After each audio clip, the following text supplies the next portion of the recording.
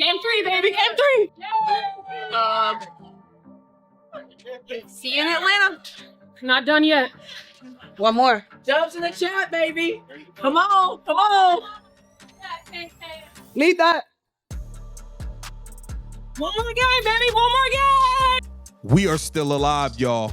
We keeping it going. We headed back to Atlanta for Game 3. What a performance. They walked into Game 2 with receipts. Not foam fingers, receipts. Every fan in Gainbridge came ready to settle a score after Game 1's whistle fest. Indiana didn't ask for sympathy. They asked for the ball, and then removed every angle for controversy. Wire to wire. No ties, no lead changes, no excuses. If you're fired up, type "Let's go fever," because this one felt like a decade of frustration finally exhaling. Now, guys, this is how we should have played the first damn game. I don't know what happened. Yeah, the referees played a factor, but this was an overall incredible team win tonight. Kelsey Mitchell was sensational. Lexie Hull showed up. Let's set the table. 5 players out. Your superstar in street clothes. A series teetering. And a fan base convinced the deck was stacked.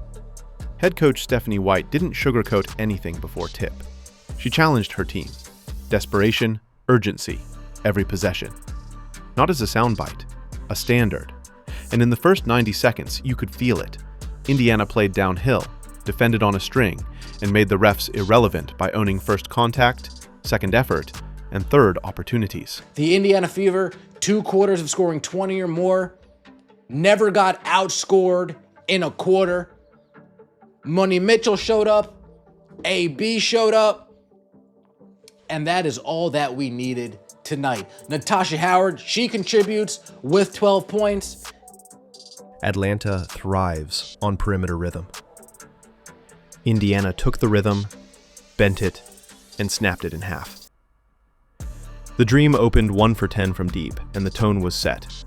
Nothing easy, no clean looks, bodies in gaps, hands high, feet still. Contest without fouling, a phrase coaches love to say and players hate to execute. Indiana executed it like a clinic. By night's end, Atlanta limped to 5 for 19 from 3 and under 40% overall. You don't need a conspiracy theory when you defend like that. You need a scoreboard. And it read 77-60. Here's the part that flips a franchise's story. Indiana didn't win because one player detonated. They won because every pillar held at once. Caitlin Clark jumped out her seat so many times she could have hit 8 to 10 jump shots tonight. I kid you not. Can we get you to play? Can we get you to play in one of these games at this point?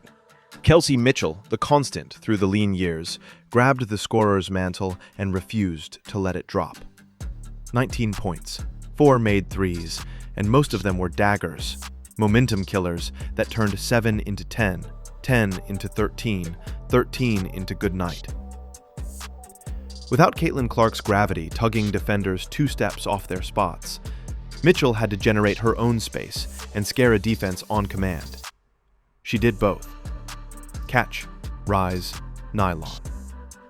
Secondary action, burst, glass. Drag up the floor, stop on a dime, thread it to a cutter. She didn't press, she dictated.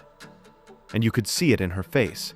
This wasn't relief, it was ownership. Kelsey, you've had a lot of moments with this franchise throughout the years. Where does leading them to a playoff win at home kind of rank among them? Oh, man, it takes a village. I think we all piggyback off each other within our group and our organization. So I think it took a collective group effort to be able to be here. And I think that our first win here was big for us because we've been resilient throughout the course of the year. And it was just, I don't know, it felt really good to see ourselves on top and do something great for a change. When it comes to us being resilient, have to fight off a lot of ups and downs, backs and forth. And so it felt good for us to really, come out on top tonight. Inside, Aliyah Boston didn't pound the stat sheet so much as she bent the floor.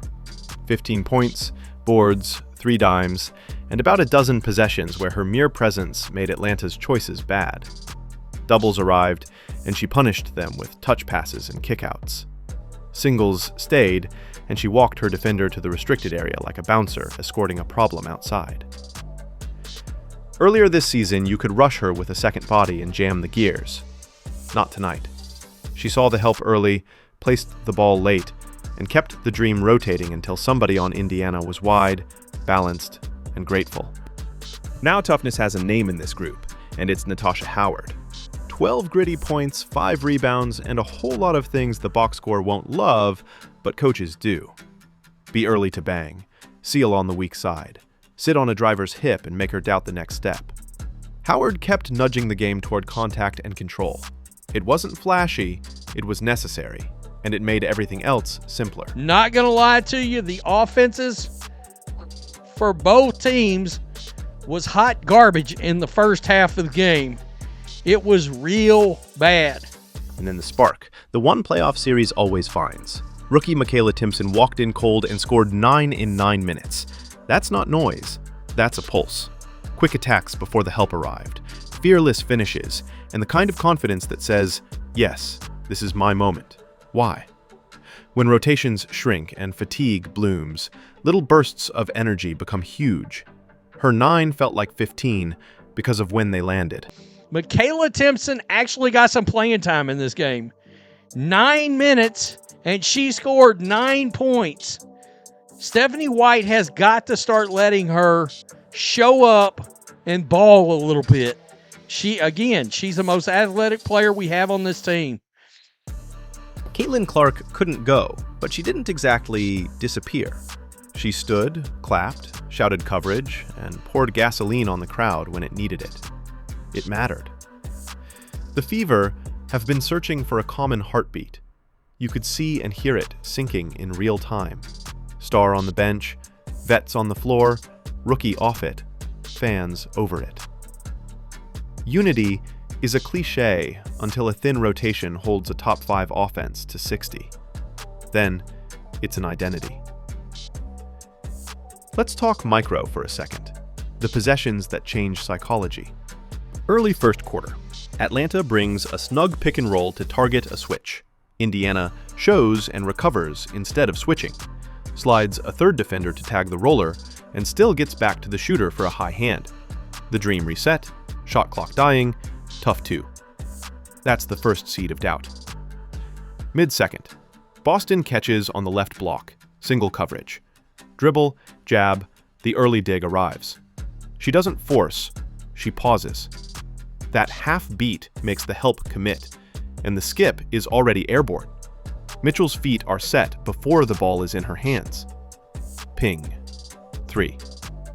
That's how doubles become poison. Gainbridge was rocking. Based off everything I've seen, there was a lot of fans there. They let their voices be heard. They showed up and showed out tonight, guys. Late third. The chaos that leads to Hull's buzzer beater starts with defense again.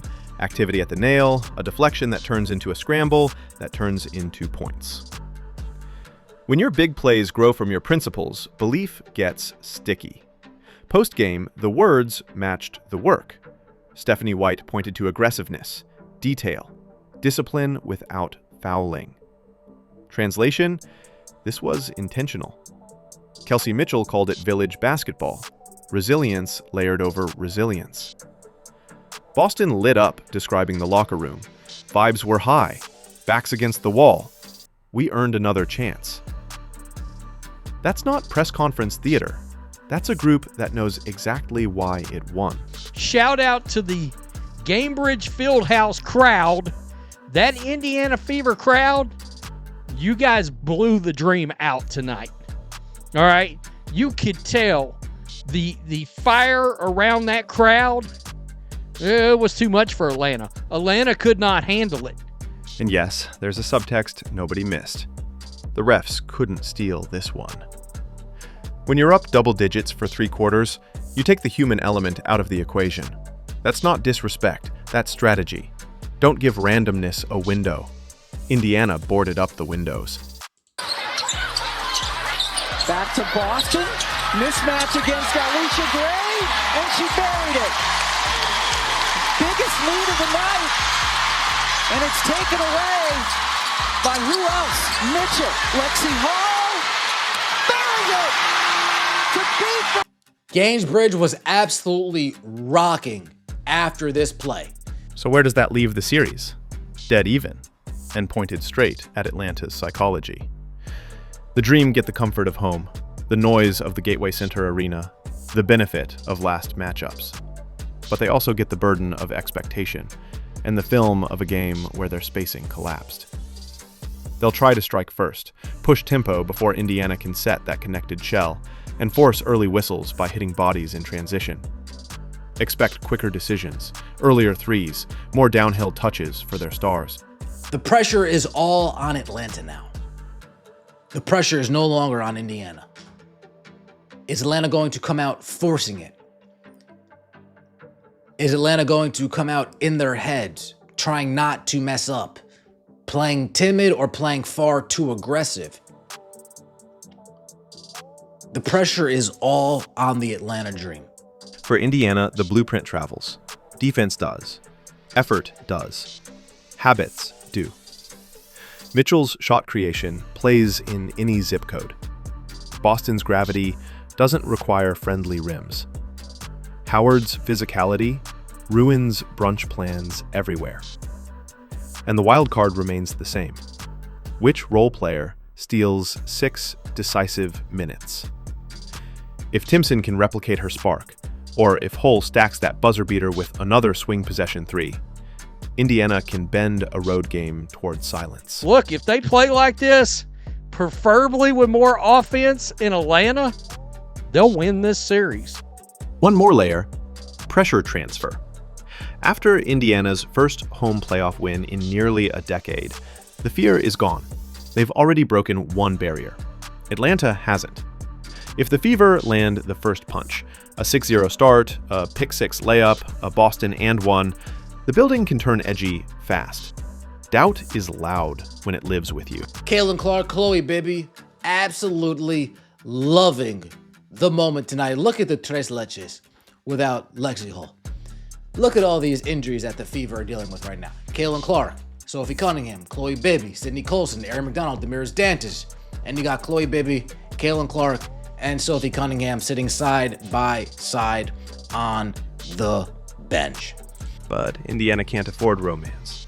They need the same cold rules. Win the 50-50s, keep the chest in front, verticality at the rim, 2 to the ball only on your terms. Offensively, stay assertive but patient. Early attacks when the window's open. Otherwise, let Boston bend the defense and let Kelsey cash the dividends. Trust the simple pass.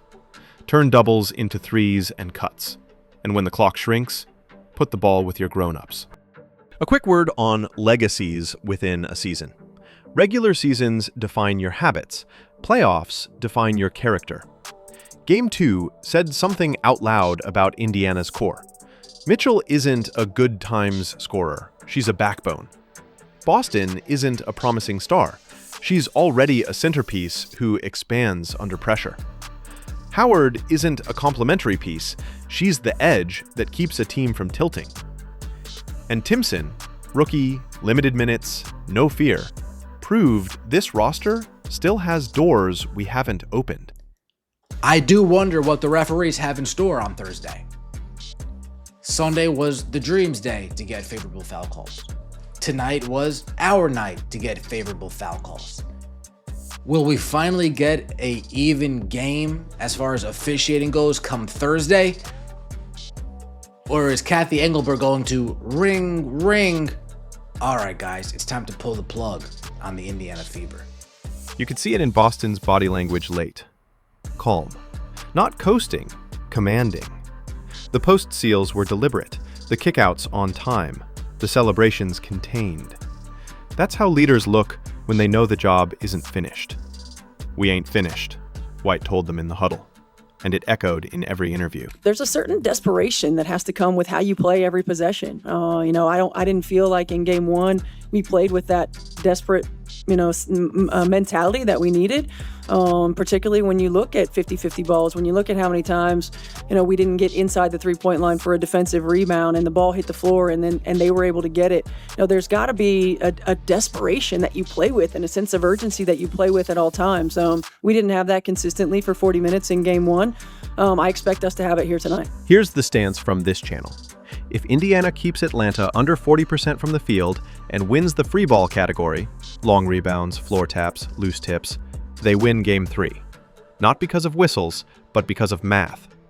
Bad shots plus one-shot possessions equals a road recipe anyone can cook with. Add one eruption, maybe it's Kelsey again, maybe it's Lexie, maybe it's the rookie, and you're booking a ticket nobody on the outside thought you'd buy without number 22 in uniform. Great job!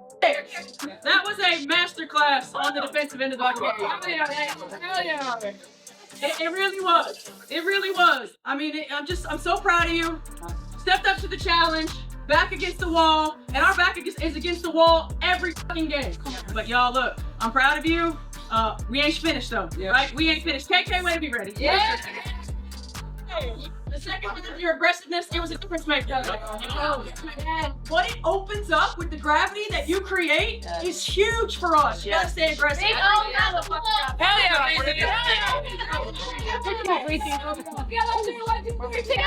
But even beyond Thursday, this night mattered. It reminded a city what Fever basketball sounds like when belief grows louder than complaint. It told every player in that locker room that they don't have to wait for perfect health to play complete basketball. And it told a league that Indiana's identity is finally hardening into something you can count on. Resilient. Connected.